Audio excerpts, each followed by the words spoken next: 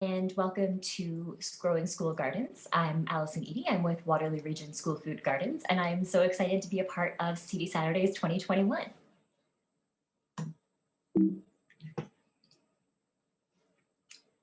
So today I'm going to talk to you a little bit about who we are at Waterloo Region School Food Gardens, talk a little bit about the school garden movement and why we garden in schools, and then talk about some of the challenges that school gardens have faced over the past few years and over time, and how schools have dealt with it and how we're moving forward.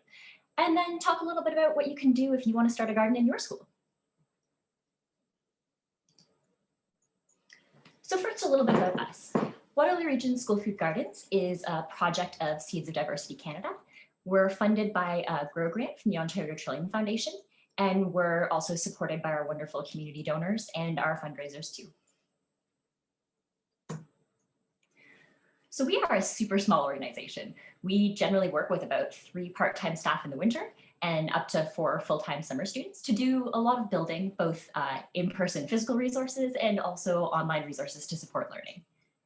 And we are able to make these things happen with incredible help from our amazing schools and our community volunteers. So what we do, the main thing we do is provide funding and support for building and improving gardens in schools across Waterloo Region. And that includes providing garden maintenance and support in the summer months. That includes our annual grant program that gives startup funds to start a garden. That includes organizing youth-led farmers markets using produce that's grown in the schools or donated by local farms. And that also includes providing workshops for students and staff on school food gardening. And finally, something we've been working on a lot in the past year as things have moved more and more online is developing resources for garden-based learning in class and online. So what are school food gardens?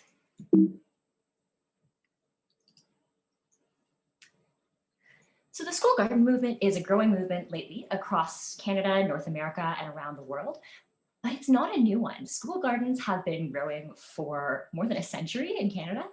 And there's been lots of different framings for these gardens, from the victory gardens movements during both World Wars, from place-based and alternative learning and outdoor education, to an increased focus on food education and food security in the past few years.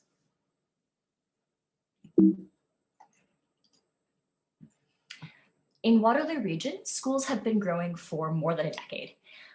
We are up to almost 40 schools and growing. And there's a lot of different kinds of programs designed by and built by the schools to meet their own unique needs.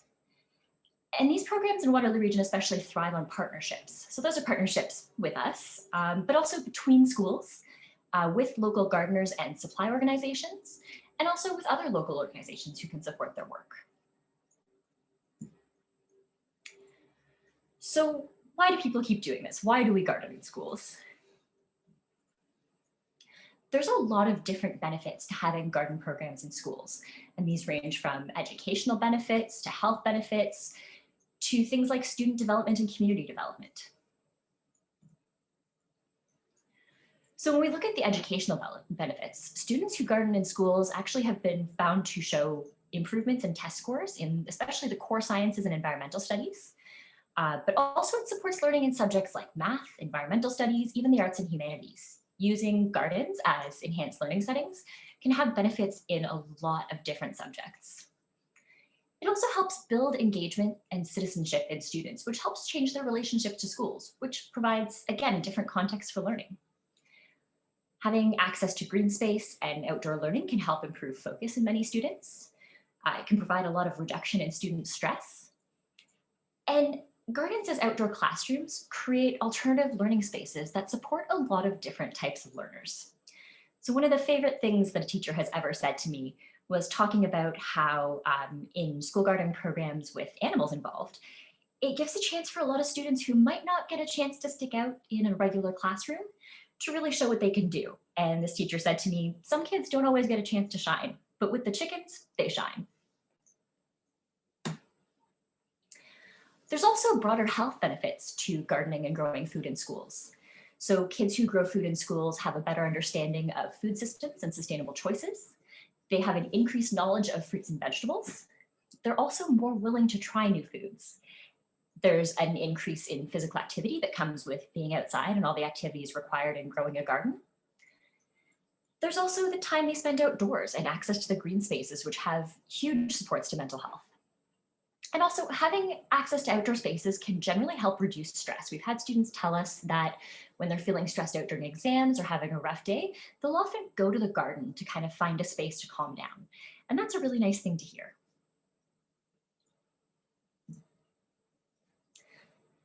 Having gardens in schools also provides great opportunities for both school and community development. So when you have opportunities for students, parents, neighbors, teachers to get involved, there's a lot more chances to build relationships, to get to know each other, and this helps develop a bigger sense of community around the garden. There's also more opportunities for students to take ownership and leadership, which changes the ways in which they engage with schools. It changes their sense of school pride. It changes their sense of personal empowerment. And it lets students develop responsibility and engagement and citizenship skills. And this happens especially when students are tied into other programs, like when the gardens are used to supply other classrooms, like when it supplies a food studies classroom or a horticulture classroom or a flower arranging classroom, or when students support other schools. So some of our secondary schools do builds and other things to support our primary schools. And there's also students that run these amazing student-led markets where they sell produce grown in schools. And when they have a chance to do these things, to show other people their work, to share their work with the world, this really develops a sense of pride and engagement with the students who are involved in this garden. So school gardens have a lot of different benefits. They can do a lot of really great things for individual students, for schools as a whole, and for the broader community. But they do have some challenges, and some of these have become a little bit more noticeable over the past couple of years. So a big one is resources. That's both time and finance. There's the challenges, especially in Ontario, with the way that the growing season in Canada doesn't necessarily line up with the school year all that well. There's also some challenges in the longer term maintenance of schools. What happens when schools let out for the summer? COVID has provided some new challenges for us to face in terms of any forms of in-person learning. And there's also some things that cause some challenges for long-term sustainability in school gardens. So one of the biggest barriers to school gardens is resources. It's hard to get things started without access to resources, and it's hard to keep them going. Time is one of the biggest ones. It takes time to plan these gardens, it takes time to plant them, and it takes time to maintain them. And a lot of these gardens are run on volunteer time, whether that's extra time given by teachers on top of all of the other things that they do, or from student volunteers or from parents. And on top of this time constraint, there's also a little bit of funding required. There's a lot you can do for free in building a garden, but you do need some things like tools and equipment. And for the initial build, you can often get funding and grants to do that. But over the longer term, when you're looking at replacing tools as they wear out, doing maintenance on garden beds and things like that, that do take some damage over time. And when you add that with some of the demands on volunteers' time over a long term, this causes some big challenges for sustainability for school gardens. It's relying a lot on volunteer time, which is fantastic, and we are so lucky to have it.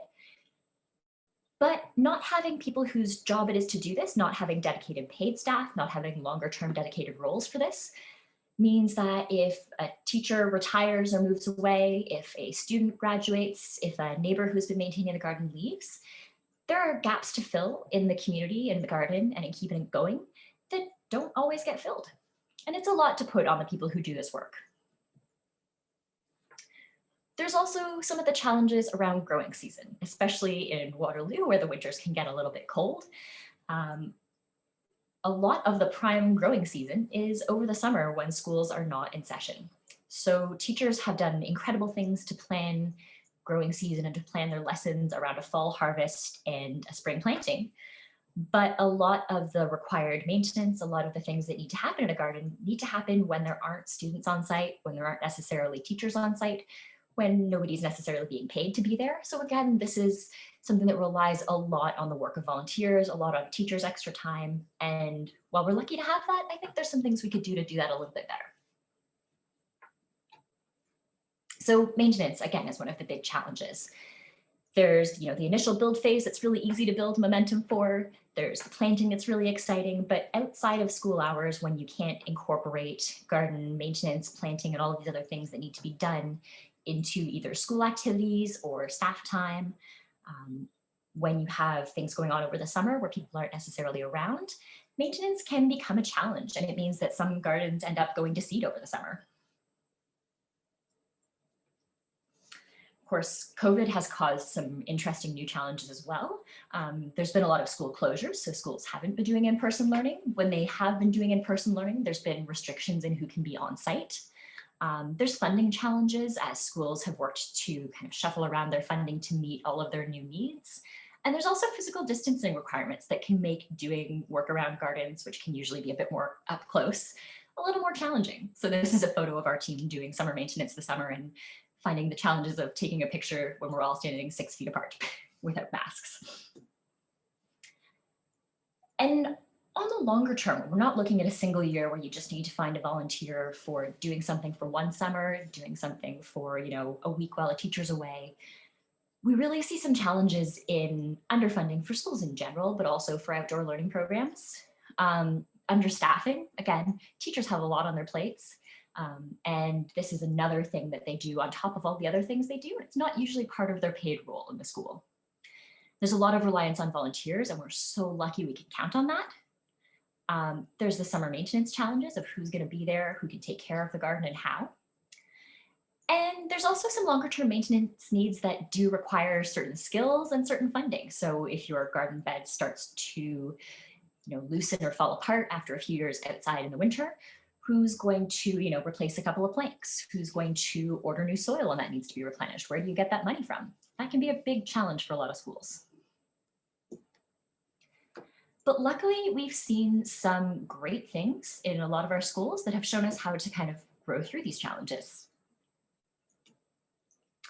So one of the really cool kind of side effects of COVID-19 is that a lot more schools have been embracing outdoor learning because it's safer than being indoors. So a lot of the restrictions around physical distancing have led to students and teachers moving outside to learn, where there's more space to be distanced, where you can more easily interact without masks, or where you can have new things to learn about outside of a very restricted classroom environment right now. And school gardens are outdoor classrooms pre-existing in a lot of spaces that are really great supports for learning outside. So we're seeing an increased interest in school gardens as resources to support outdoor learning and physical distancing. We've also seen schools who are facing some of those challenges around summer maintenance and having things accessible in the winter when the garden can't be used outdoors, adding some indoor growing, whether that be just a simple window box in the classroom or things as sophisticated as indoor tower gardens with lighting systems and hydroponic systems as well. We've also seen an incredible showing of partnerships and volunteers. So one of our partnerships has been to do free summer maintenance for a lot of different schools. We send out an email in the spring to see who needs a hand. And this year we had a lot more uptake because a lot of the schools couldn't get on site.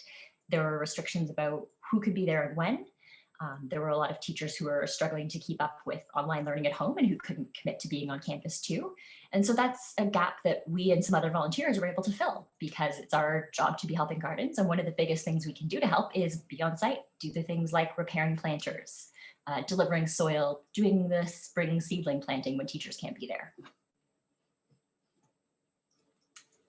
We've also seen a lot of organizations that do garden-based and environmental learning, taking the learning online. So if students can't be at school and on site to learn, there's other ways to bring in learning about food, about gardening, about the environment through online platforms. So a lot of great organizations like FoodShare and Sustain Ontario have taken up different kinds of online seminars and webinars to talk about all the different things you can learn about. We launched our youth portal this summer with different kinds of activities and things to learn about for youth who want to stay engaged with the environment, who want to keep learning about food and other things. And while schools have been coping incredibly well with all the challenges thrown their way over the past few years, there's a few more things we'd like to see in the future to help support school gardens. So one of the big things is broader and more consistent school garden policies. A lot of school boards don't actually have a direct policy governing these things, and that can make things kind of confusing for teachers trying to get things started. We would love to see dedicated paid time staff for gardens. This has been proven in a lot of different studies to be one of the best ways to support the long-term sustainability of gardens, having it be someone's job. That way you're not relying on people having extra time and energy to donate all of the time. Volunteers are incredible. They're such a big part of what we do. But it's also an issue of fairness and an issue of sustainability to make sure that people who are giving their time, especially staff who are giving extra time, can have this be a part of their job, can have this be a designated role in the garden where that work is recognized. There's also issues around long-term funding support. So we provide one-off grants to help schools get their gardens started, but we don't have a ton of additional funding to give for repairs. So if it's not something we can just send our staff to help with, it can be challenging to find funding for schools who want to do things like, improve their garden or need to do some bigger maintenance, need to order new soil. And so having longer term funding support for even small things would be really helpful. And it would also be helpful for a lot of teachers to have more resources for incorporating garden-based learning and food education in the curriculum. And there's some really cool things in the works this way. In Ontario, Bill 216 is coming up in Parliament, which is a bill about incorporating food learning into the curriculum here. And there's different movements across the country to do this, but there's still a lot of gaps in resources that help teachers directly incorporate food learning into their classes. And, with all the other things that teachers need to do, moving across basic curriculum, developing lesson plans, and all the different things that go into providing this kind of learning, it would be great to see more, mandate for this to happen, and also more supports like lesson plans and activity guides to help teachers do this. So a really great example actually of how to support school gardens came out of the Vancouver school garden policy. And Vancouver was really a leader in school board garden policy. They adopted theirs in 2010, and since then about 2/3 of schools in Vancouver have built gardens. And clear policies like this, places you can go to within the school board that help you know what you can and can't do, give you a clear source of guidelines, give you a clear source of resources for starting and running a garden. These are really helpful things to have, and they also demonstrate on the part of a board, on the part of a community, a real commitment to garden-based learning. So what do you do as a parent, as a teacher, as a student, if you want to start a school food garden? There's a few different steps that we recommend to work through to build the best garden that you can. The first thing we recommend is to build your garden team. The second thing is to make a plan together. The third is to find your resources and partners. The fourth step, and probably the biggest, is to plan your build and get growing. And lastly, we recommend you keep in touch and work together for a sustainable garden. So building your garden team.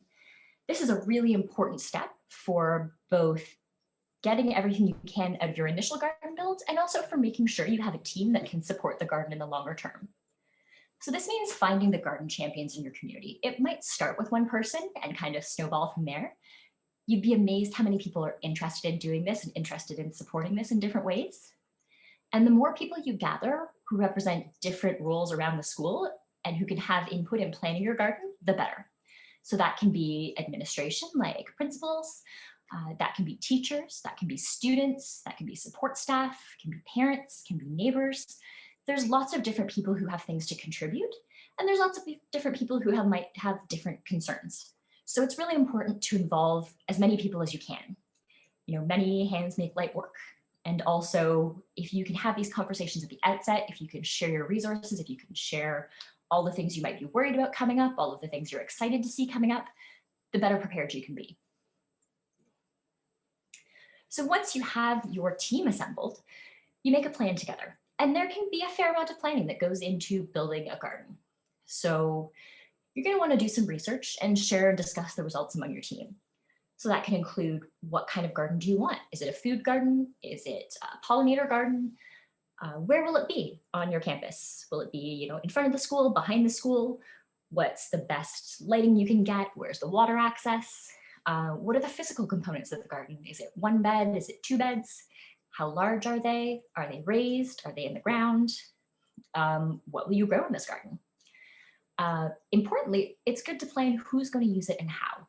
There's a lot of schools that think having a garden is a great idea in general, but it can be hard to keep up with the garden and to continue to use it and make sure you're getting the most out of it if you don't think in advance about who all is going to be a part of it, how you can maximize who's using the garden, how you can maximize who's helping out with the garden, and also who's going to maintain it, especially over the summer months, and how.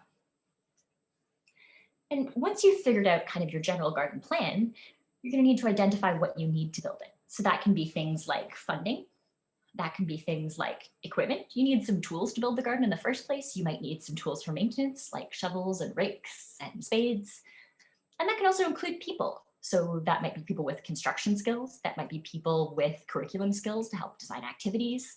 That might also be people like neighborhood volunteers who can do maintenance for you over the summer.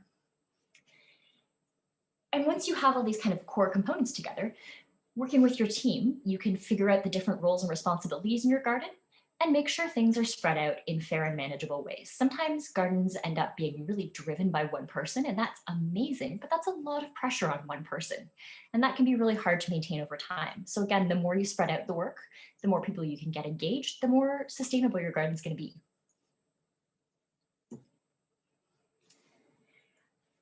Once you have your plan, you figured out who's going to be involved and how, you're going to want to find your resources and your partners. So that means figuring out what's possible in your city or municipality and who needs to approve your project before you build. So is your school board on board?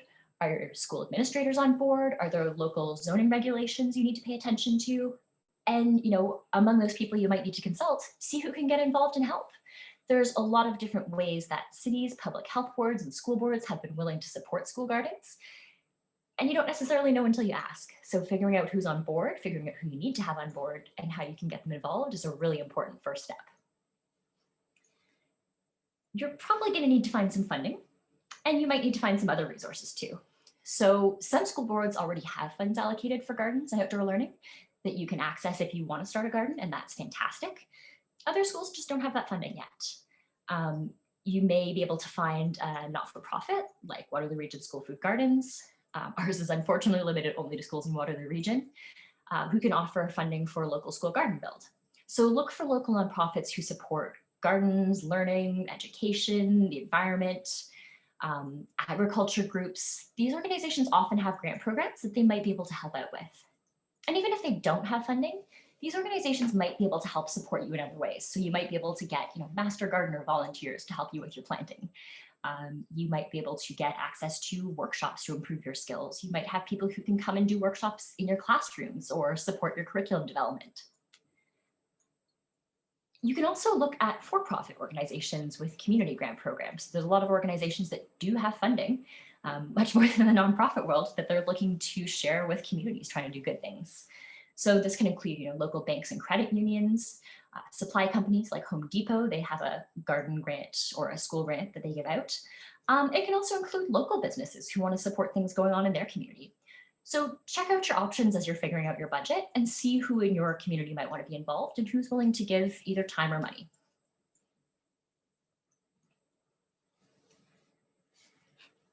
Once you have your team together, your plan together, and you've figured out what all your resources are, you're going to want to plan your build and get growing. So from your general plan, you got to start getting concrete. So that means knowing what you want to build, having your team and funding ready, figuring out your resources. So you're going to need supplies to build a garden bed, most likely, things like lumber, screws, dirt, seeds. And these days, as gardens are getting more and more popular, you have to order these things early. Last year, there was a fairly big lumber shortage, and we had trouble getting things in time for our builds, even starting to order a month in advance.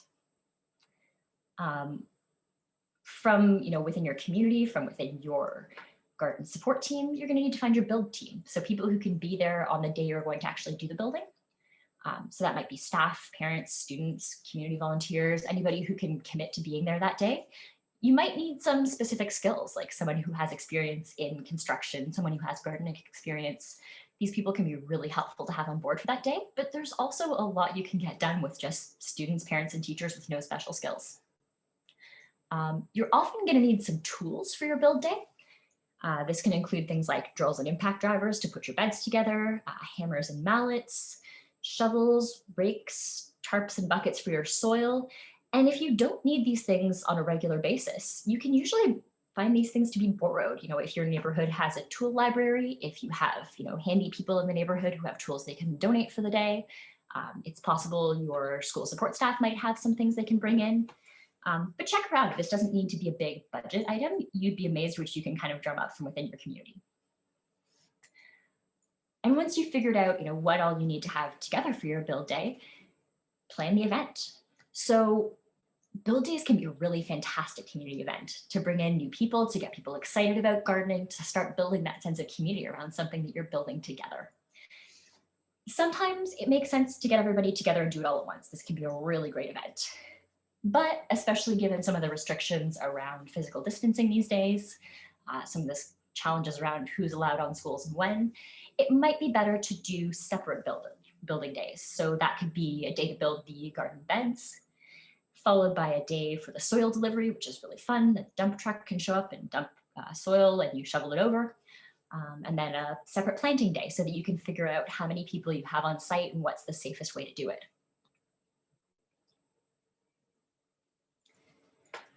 So once you've done your planting and you've had this initial main event and your classes have maybe started to use it a little bit, it's important to keep your garden team in touch and working together. There tends to be a lot of momentum around one-off events, and it's really important to try and keep that growing deliberately.